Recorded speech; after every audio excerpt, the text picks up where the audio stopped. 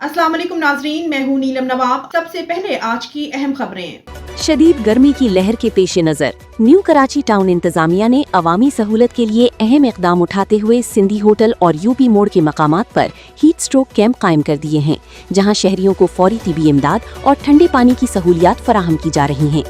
Municipal commissioner new Karachi town Abdul Jabbar Mehar ने heat stroke camps का दौरा किया और इंतजामात का जायजा लिया। इस मौके पर उनके हमरा स्टाफ ऑफिसर मोहम्मद अली भी मौजूद थे।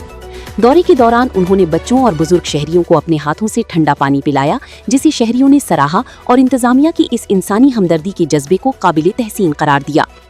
अब्दुल जब्बार मेहर ने मीडिया से गुफ्तगू करते हुए कहा कि शहर में बढ़ती हुई गर्मी और हीट वेव के खतरात के पेश नज़र टाउन इंतजामिया मुकम्मल तौर पर अलर्ट है।